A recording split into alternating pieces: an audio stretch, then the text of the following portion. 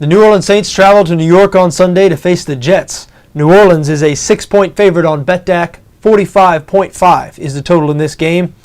Saints at 6-1, one of the best teams in the NFC, if not the entire NFL. They're 5th in the league in points scored, 4th in points allowed, really getting it done on both sides of the ball. The Jets, on the other hand, were beaten by 40 points last week.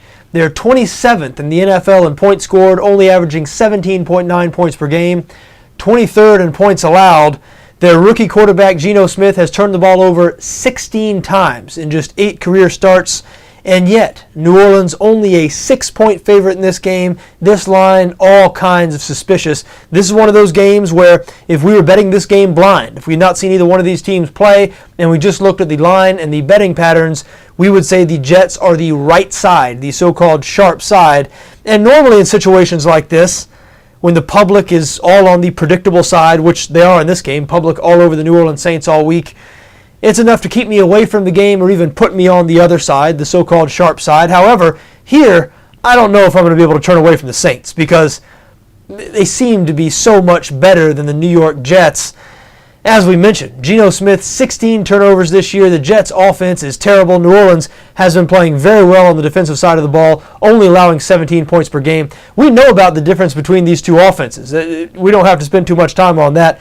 I think it would surprise a lot of people to learn that the Saints are allowing 9 fewer points per game than the Jets this season. So their defense playing much better than New York's defense this year.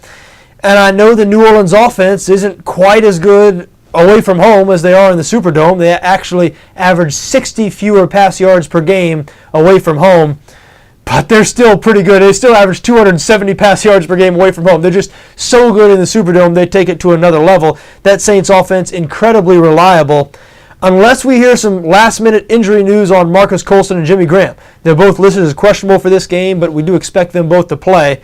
If we find out on Saturday or Sunday morning that Jimmy Graham or Marcus Colston, or especially both, are not playing, then I might have second thoughts here. But, man, I think New Orleans is clearly the better team.